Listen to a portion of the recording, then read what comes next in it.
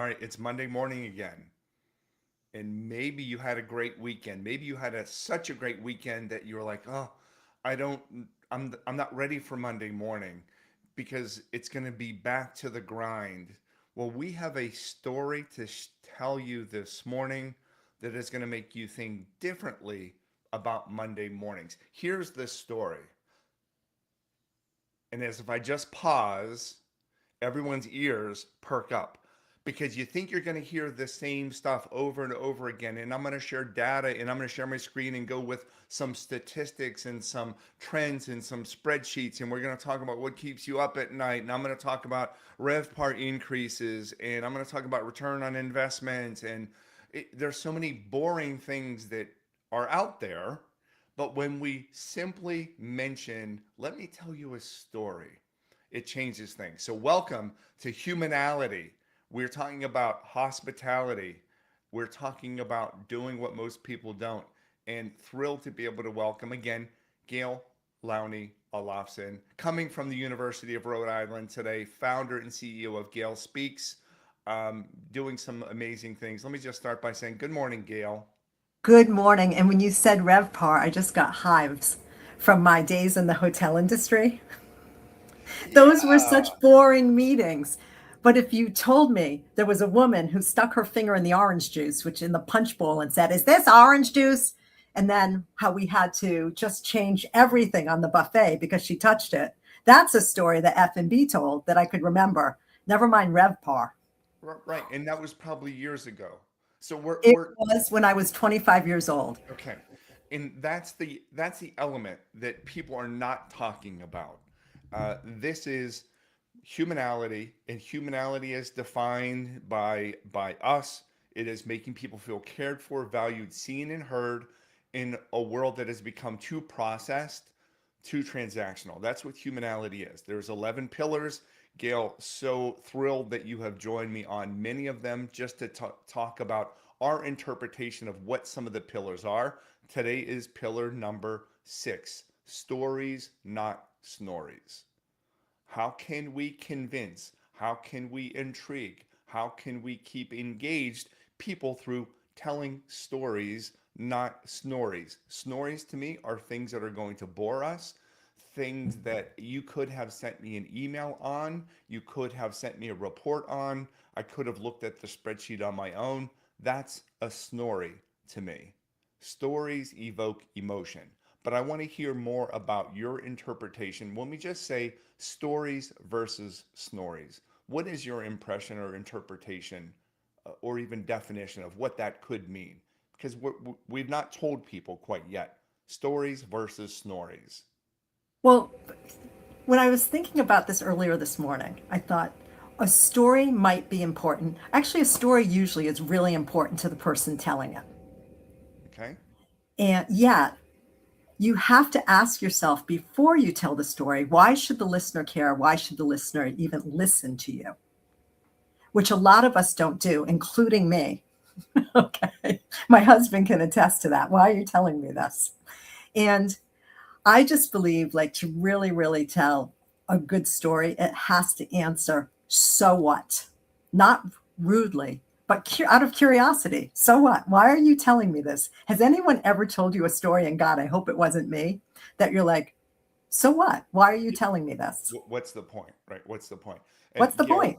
before we continue, um, your background, it keeps Oh, on going from showing the trellis in your window to not showing your trellis. Can you move away from your window just a little yes. bit to that away from your window? Can you move your camera Okay. away from the window? Whoops. Let me Can you move try. your camera away? Yeah. Better? Yes, Okay. yes, because you kept on focusing in on your window and we want to make sure that we're seeing you.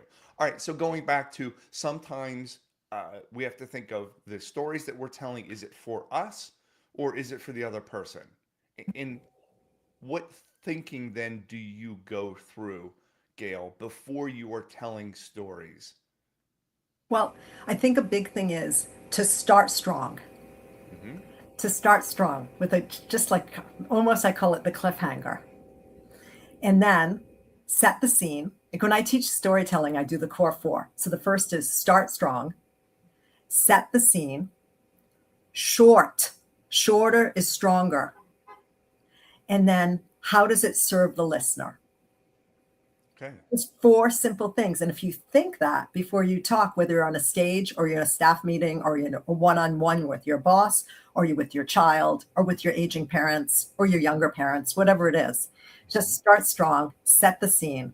Remember that shorter is stronger. People will remember something short. Have you ever been with anyone who just goes on and on and on and on? Yes. Guilty. Yes. Is it rude when someone is going on and on and on to say, "What's the point, caller?" Is it rude to ask them? I guess depends on what the relationship is. Why are you Yes. telling me this? I guess if it's a comfortable Yeah. relationship, if we know each other, we can say, "What's the point, caller?" You've probably heard that expression before, right? No, I haven't. What is Oh, it? What's the oh, point? What? what's the point, caller? And I think it dates back to like a radio show, someone on a radio show, and someone is going on and on and on, and the radio host cuts to the chase and basically says, "What's the point, caller?" You've never heard that expression? No, but I love it and I'm going to What? use it. Yeah, what's the point, caller? Right? Oh, I'm so excited to be able to talk to you. First time caller, long time listener. And I was listening to you, but what's the point, caller? Why are you calling in? You're calling into a radio show to share something. Well, what's the point? Yeah, so we'll use that. We'll use that. Okay. So your four components, I get it. When should we be telling stories, Gail? Oh gosh, I mean, you can tell a story if you're trying to paint a picture on a sales call. You can tell a story if you're at a well, with friends and you have something very funny to share. Tell a story to teach. I try to start every class here at the university with a story. Something happened that day. But then I ask the students first, you tell me a story. Who's ready to raise their hand, come up front, tell a really quick story and make it interesting on something that happened to you this week before I share my story of something real world that happened. But when do you think we should be telling stories? Those are I just think, off the top of my head yeah, ideas. no, and this is exactly why I wanted to have these types of conversations for our listeners. And this is being going out live to our LinkedIn, my LinkedIn connections, and then of course we'll repost it to your LinkedIn connections, to our YouTube live channel, and then to Facebook live. So it's going out to a lot of different people. If there are comments that I'm getting live, we can certainly respond to them. The purpose of doing this, Gail, and I should have probably led with that, the purpose of sharing these types of conversations, whether it's with you or with Meg Fazy, founder of Phase Forward, or Doug Barman, SVP of Conference Direct, or Kelly Bishop, founder of, goodness, with Blood Centers of America, but also founder of Elevate Experiences, it is to be able to share ideas that perhaps in your day-to-day jobs, you don't have either the mentorship or other people don't have the time to be sharing different ideas with you.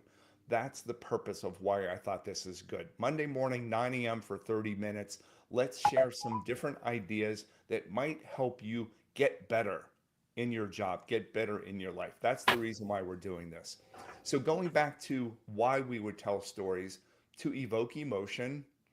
And I like what you said, Gail. It's not about telling stories just because I want to tell a story.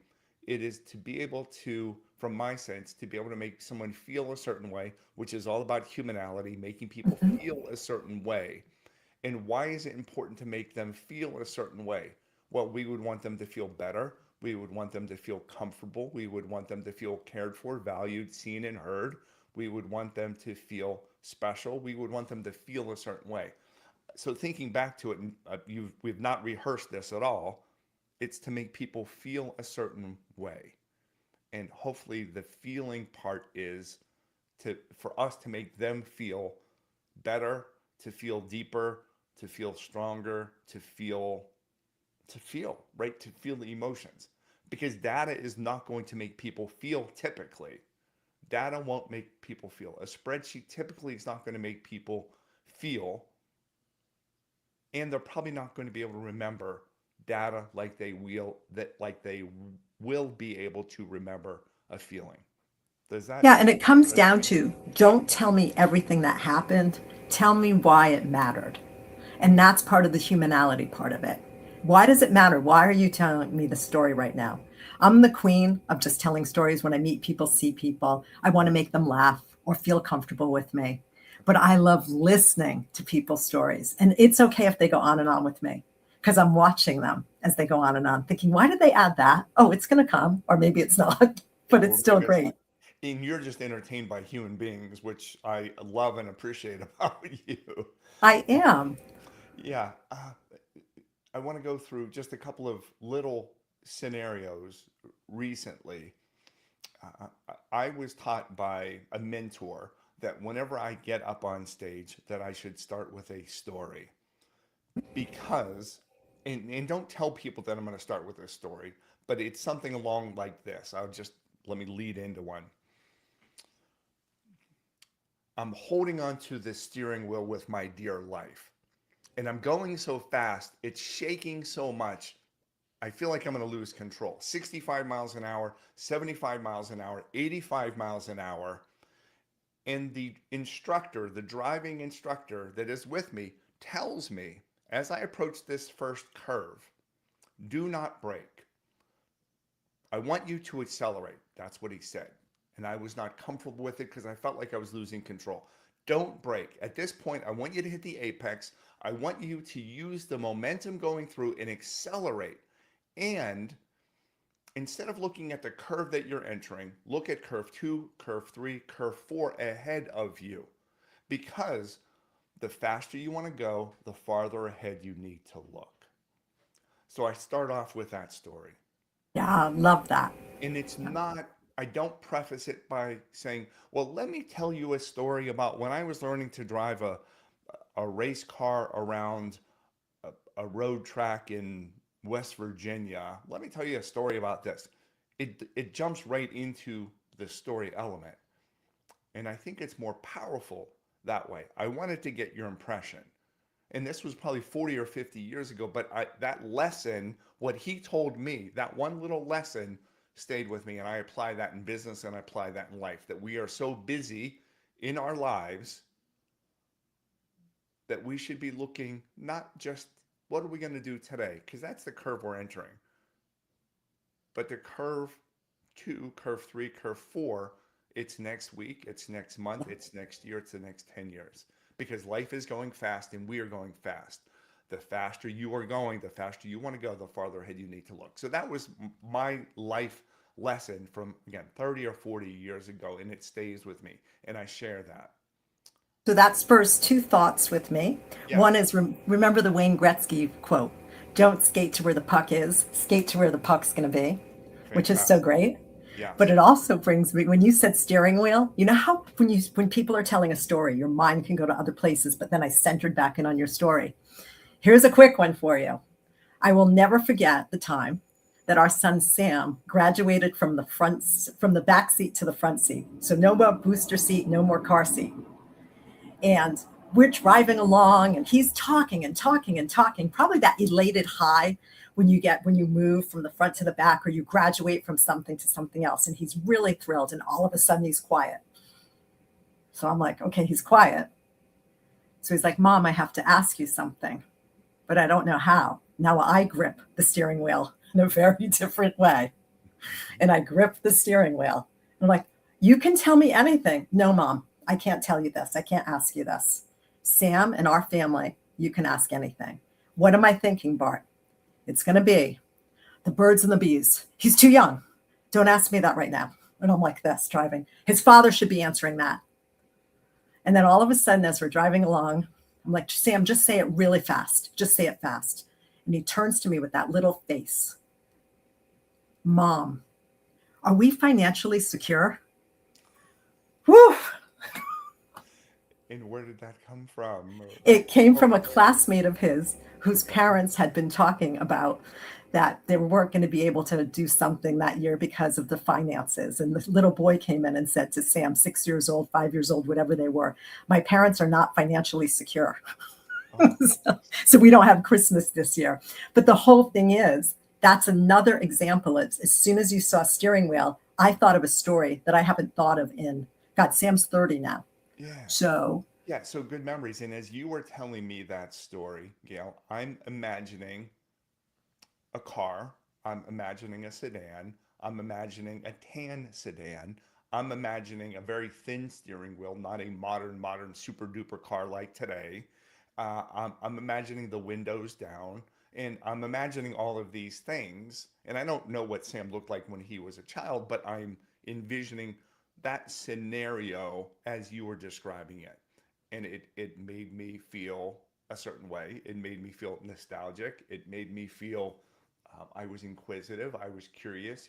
You got me involved with this story. And then you made me feel relieved that it was not a not a sensitive subject, not a birds and the bees conversation. So I felt all of those things. You made me imagine, you made me visualize, you made me remember, you made me nostalgic, you made me relieved, you made me laugh, you made me sigh in a story that 15 seconds perhaps. And then it reminded me of a story of something that I just saw very similar on social media. Someone shared a video. The woman is driving, she's recording herself, she talks to her two kids in the back seat pretty often and records them, of course, with consent. But they are asking, Mom, what age am I going to get hair under my armpits? What age is that going to happen? And she very politely says, well, it depends on different people, but 11, 12, 13, 14. And then he said, what age am I going to get a mortgage? It went from armpit hair to mortgage because that's what this little kid is thinking about. But that's so your story reminded me of a story. We both had a laugh about it. Great. Now, your story is reminding me of a story that I'm not Of going to course. tell, but this is what happens. And Yeah. everyone in the audience, or if you're one on one, is thinking of their next story. But Hmm. it's also great to stop and process too. And Yeah. the story of Sam, I'm not really following my same elements of start strong, set the scene, because I would tell it a lot more. But maybe I wouldn't tell it longer. It might not. I was driving from Connecticut back home, and we had an hour drive, and Sam's Yeah. chit chatting. You don't want to, I don't think you want to hear all that. I don't No. know. Now Yeah. that I've told the story, I'm going to tell him the story when I see him tomorrow night and just see if he remembers. Yeah. Okay. So this is we're talking about well, and I guess it could be storytelling with anybody.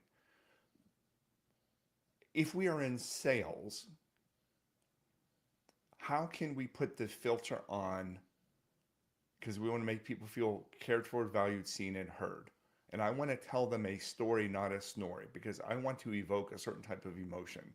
What type of filter might I put through before I share a story?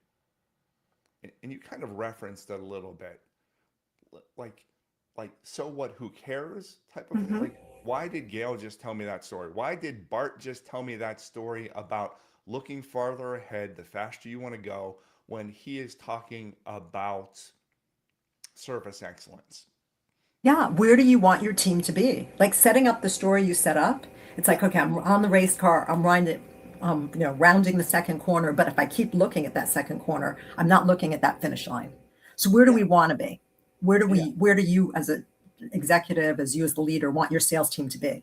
yeah. And how do you Because get there? you and I can apply it, of course, because we understand. But I wouldn't be telling that story if I am talking about something unrelated. If I'm talking about something scientific that has no regard to looking forward and thinking about next. I would not use that story as an example. So, what filter should we be using? Is it always about the other person? Should it always be about the other person? Or I want to tell you this story. I don't care if you need to hear it or not, but I want to tell you something that happened to me. Me, do, re, mi. It's all about me. I call that I. Okay. Tell me more. but but here's the thing. I love listening so much because when you know this, when we're listening, we're learning. And I Hmm. love listening to other people and I love watching them and I love excitement or I love maybe that's the anxiety of a situation. So in sales, I don't know that I'd be telling the story unless it was to illustrate another corporation we had worked with that had this success. Okay. I'd wait till I was a little trusted more before I started telling stories, and I'd want to listen more. Okay. Just listen. What does the client need? What's um, what does their team need? Yes. What does that person in front of you need? Yeah, and I think and that's you just nailed it. Of course you did, Gail. It's about what the other person needs to hear. And I think here's a challenge for the people that are listening now or that will be listening on replay, that regardless of what position you are in, what role you are in, we need to make sure that we are understanding the perspective of the other person, because it's not always about what we want to tell them or what we want to sell them. It is about what do they need to hear. As an example, we just got done presenting in South Dakota, which was a phenomenal experience just last week. So amazing, so beautiful. South Dakota Telecommunications Association, brilliant people. But I'll share something with you. After I got done presenting, and parts of it are meant to be, of course, motivational, but parts of it are also evoke emotion. Someone Yeah. came up to me afterward and they just wanted to tell me thank you. And they started crying when they were telling me thank you. And I said, obviously something touched you. Can you share more? Thank you for telling me that it helped you. But I'm curious. You're crying right now. Let me give you a hug, first of all, and tell me what it meant to you. And she said, a lot of these individuals that are part of this association, Gail, they are on boards, it's co ops, and they create telecommunication systems as part of a co op for rural communities. That's just their part-time job. They're not paid for it. They're on the boards to help communication within these rural communities. Most of what they do, they're farmers because they have 100,000 acres, right? They have thousands of acres. And they join these boards to be able to help communicate with each other and their neighbors to be able to do business through the years. Anyway, I asked her what it resonated, and she said, right, being a farmer, it's not easy. Things Mm. have not always been easy. I'm not going to tell her a story about that I'm going to Chicago the next day to be on a podcast. I tell her a story of I hear a lot from a lot of different people that things are not easy right now. But please know things are going to get better because let me tell you a story. I heard this just recently that every single task, every single challenge that you have ever faced, you have succeeded because you're here. You're here. You're alive. You're batting 1,000 because every single obstacle that has challenged you up until this point, you have succeeded. So I shared that story with her, and she's like, "Well, I never really thought about it that way," and it made her feel better. So I think it's all going back to Gail, us being perceptive of what the other person needs in order to feel cared for, valued, seen, and heard. Because what if she came up to me and I started talking to her about, I can't wait to go to Chicago to be on a podcast? Or what if I started telling Mm. her about, I'm going to go to Hawaii to visit our daughter in a couple of days? Like, insensitive, not Right. listening, and not making someone feel cared for. So let's just talk about the ability to be perceptive to know what does someone need to hear? What stories do they need to hear? Or just in general, what do they need to hear? What are your thoughts on that, Gail? How can Well, we I like that you learn? stopped and you listened and you really understood the situation. Bart, so few people do. And I'm always watching and analyzing this. I'm out a lot, you're out a lot. And at receptions, at networking events, and even this weekend, I'm watching just transactions at a cocktail reception. Mm-hmm. And I'm thinking, okay, that man just queued this other man up to have a nice conversation, but this man won't stop just talking about himself like he's the second coming. And I'm watching the nice man try to gracefully disappear. So I kind of save the nice man by just saying, "Oh, can you tell us about your experience with that as well?" Now, it happened to be a sailing event, and the nice man who was listening is one of the top sailors in the world. The other one is Is not. learning, getting there, is not. If he had stopped for a minute, and then as soon as he heard I peppered a few questions who this person was, his face dropped, the other man.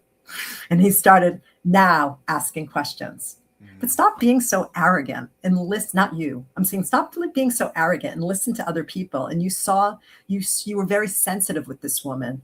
mhm. Again, oh, I'm going to Hawaii. By the way, I'm going first class and we're going to be staying at the Ritz. Like, Yes. no, this woman is suffering and you just fixed that for her. Or Yes. not fixed it, but you made her look through the lens of a different perspective. Yeah. And I love how you just shared that, Gail. I watch this all day. I watch it all the time. Yeah. But I want to bring up one other thing that's important. And I'm sorry, we No, have no. got to, Yeah. like, I'm really looking through this other lens of generations because I'm teaching a lot on generations, especially being here, but serving lots of generations from the assisted living community to campus. And we've got to get back to the humanality of looking as people Mhm. and not, yeah, those 21-year-olds, they're all about themselves. Yeah. They walk out at 5 o'clock. They don't care about the workplace. Let's stop. And also for the younger people, not to be judging, oh, those 40 and holding people. Mm-hmm. Are Right. those 40 and holding? They don't get it. They think work is everything. So that's probably more of a 50 and holding person. I always say 40 and holding because I'm not going to pass the age of 40, although I think it's out that I have passed that age. So it's all about who's the person, what's Mm-hmm. their story. Mm-hmm. We're not learning when we're Yeah. telling our story. Our No, but story will come. oh wow. Okay. So who is that person? What is their story? And listening enough and being perceptive enough to understand and to want to know what that other person's story is. So that's a whole separate element. I wasn't even thinking of that about when we are telling stories, we need to be quiet enough and interested enough to be able to want to hear someone else's story. We know everyone has a story, and we know that when we are quiet enough that we can listen and learn from other people and their stories by asking questions, letting go of our ego, all of those great things. And then it leads to one other part, I guess, Gail, that I wanted to share. When we are listening to other people's stories and when we are asking about other people, the benefit that I find, I'm pulling in things that are making me feel a certain way. The story about Sam asking that question, are we financially secure? That's a story that is going to go into my heart and into my mind. Um, the sailing expert versus the sailing novice, that story is coming in and coming into my heart and into my mind. We almost have this library then of stories, of repositories of stories that we can then decide what story, if appropriate, we can then share to make someone else feel a certain way. Because the story doesn't need to be about us, of what we've done, about how cool I am, about how wonderful, right, Gail or Bart is. It can be stories that we have seen or heard or experienced from someone else that we can then pull out and share with someone else at a certain time to make them feel better. I want to get your thoughts on that. I think you sum that up beautifully. My thoughts are focus on the other person, learn from the other person. But when you need to be a referee, if you're watching a conversation, Yeah. I'm just a believer. Wanted to put that other guy down one notch. Like, hey, get off the little. You're bragging and bragging about something that isn't worth bragging about. Let's listen to this other person. So I'll also try to be a referee because not everybody's learned what you're saying. Mm-hmm. There's all life lessons and we have different degrees of emotional intelligence. And I'm sure there's things I do that offend people accidentally. And it's just, again, my big practice that I do is stopping to really listening, like you're saying, Mm-hmm. instead of talking over, which I've been guilty of. If you and I are together, we talk over each other because we're friends. That's different. So stopping and really listening, registering before we respond. And you just did in your example of what that woman did it beautifully. Mm-hmm. Yeah, so many different examples. And I have two other points that I want to get your feedback Okay. on. There was a salesperson. This was so many years ago. It was when I was working for a convention and visitor bureau. And there was a group that came in um, out of the DC area. So I was working for them, handling DC accounts, flew this customer out. And this customer only had 30 minutes to tour their property, their hotel. The salesperson, uh, either they wanted to share something or they were told that they needed to sell something. They spent, no exaggeration, probably 20 to 25 minutes out of the 30 minutes showing this one particular group their newly renovated racquetball court that they had in their hotel. Newly renovated Mhm. racquetball court. 20 to 25 minutes of that. They ended up running out of time because in 5 minutes you can't show the guest rooms, you can't show the meeting space, you can't show other things, the restaurants. The group was a retired military group. Average age was probably 80 to 81 of their attendees. Yet this salesperson either felt that they wanted to or were told that they needed to talk about their racquetball court, telling stories about it, how thick the glass was and how great the veneer was and the floors and the finishing. And I share this story because they lost the business. Mhm. They were telling, Shocking. right, they were telling what they wanted to tell, not what the group needed to hear. Do you think that that still happens a lot from a Yeah. selling perspective? And have you seen it recently? I can't think off the top of my head an example when I've seen it recently. Although I did go to a new doctor the other day. It was my second visit with this new doctor. And as soon as I walked in the room, she told me how, after having me wait in the waiting room for an hour and a half, she told me that our appointment was going to be truncated because she had just gotten in for a dentist appointment. Who does that? Who does that? Yeah, I don't Needless to hear say, I that. will not be going back to her. Yeah. And it's even though it's difficult to find doctors, it's in Rhode Island. But I'll tell you, I will not be going back. I sat there very polite. We talked all about her. We talked nothing about me, and that's switching to a different topic now. But I'm thinking maybe that salesperson had been instructed to focus on the racquetball court, Mhm. so we have to maybe use our own decisions in our heart about what's important. You're looking at an 80-year-old person. Now, there's a lot of 80-year-old people who can play racquetball, but probably for the whole group, Not this maybe group. it was a percentage of that group that could do that. So the first question is, what's important to you at this meeting? You know that. You're Hmm. Ritz Carlton. What's important to you? What's the most important? Hmm. Well, the most important is this. Okay. And then what else? Can you tell me the four things that are going to make this meeting a success? You've got the script down better than I do, Bart. Yes. And is it okay to ask people what is important to them, or should we just be intuitive enough that by noticing, by asking questions, by um, anticipating that we should kind of get to know what's important to you? Or is it okay to be able to know what's important? Is it okay to ask? Yeah, it's of course it is. I call it the agenda sheet.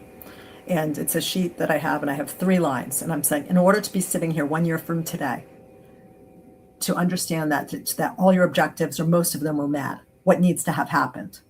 And So, then I listen. And if yeah. the meeting's over after that, I'll say, I'll come back.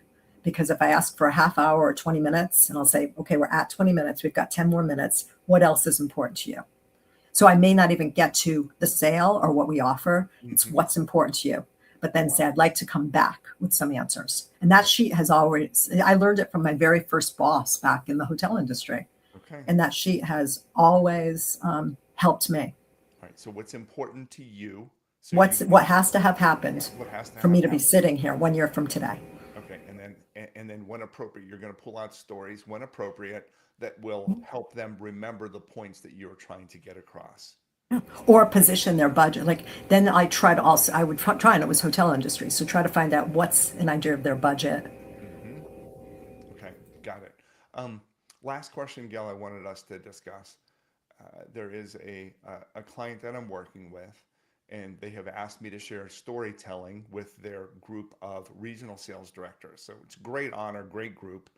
And my first thought was, well, let's identify what is unique about your product or service. What is unique and what employee makes it special and how are they making them feel in all of these things. I was thinking from a competitive advantage, a competitive differentiator, right? Because there's X and there's Y. Well, why are you different? Well, we are different because of this. Let me tell you a story, not because we have A, B, C feature, but it's about the way that we can make people feel.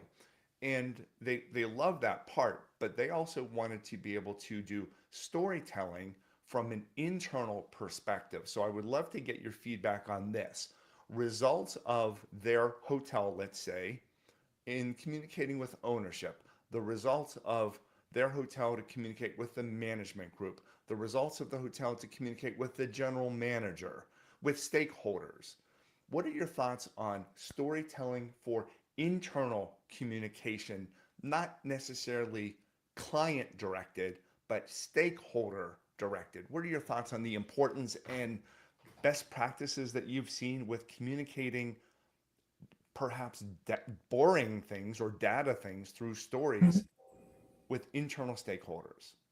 I think two of the core four that I talked about earlier, that shorter is stronger. So keep it to the point. Nobody wants a dissertation. And then serve the listener. What does that person want to hear? Okay. Instead of the facts of we're 95% at capacity and this and that and this, what do they need to hear? Yes. Yeah. What Just do they need simple. to hear? Right. What do they What do need they to need to hear? hear? What do they need to hear? And perhaps if we know enough about them, how do they want to hear it? That's probably another That component, right? is so correct. Yes. That is so correct. What do they need to hear and how do they need to hear it? Some people might want to look at a report. Let's be very honest. Some people digest better that way, but some people might benefit by hearing stories as it relates to the results, the effort, the outcome, what the competitive set is doing. There's so many different components. But you're absolutely like we are absolutely right. It's understanding how is the other person going to best learn it, remember it, feel about it, and then perhaps even take action. Um, and never Yeah, mind. and do they speak in? I remember our old CFO, I used to write paragraphs, and we did this, and this is where we're at with numbers. And he's like, Gail, spreadsheet. So I called it the Mick speak. And I would just do a spreadsheet. Here's the client, here's how much, here's when it's coming in, Yeah. here's the attrition, instead of long dissertations. Hmm. Other other times when I was reporting, they'd want it PowerPoint. Other times Word. Other times, right now, it's just through Google Sheets at URI. Google Sheets, every meeting, put some stuff in, then go back to what did we talk about last week? What's the traction on that? So everyone talks different. So adapting to their language as we learn it, you don't know it right off the top of your head. Oh, so great. So great. All right, Gail, what is your major takeaway with stories, not snories, for our listeners so we can conclude? Major takeaways. What did we share? Why should the listener care? Yep. Why should they care? Yeah, That's it, right? that's Why it. should they care? And if we don't know why they should care, we better ask and we better listen. We should not make the assumption that we know what they need to hear and should hear and how they want to hear it. We better understand more about the recipient than anything else. And that's my greatest takeaway. And you've helped identify that as well. Gail, thank you so much. Well, thank you. And What thank you great to our things listeners. what great things is are you working on University of Rhode Island? Tell us. Semester starting, lots of brilliant students coming in because there's brilliance no matter where you're starting, I believe. I believe in every single student that walks into that classroom.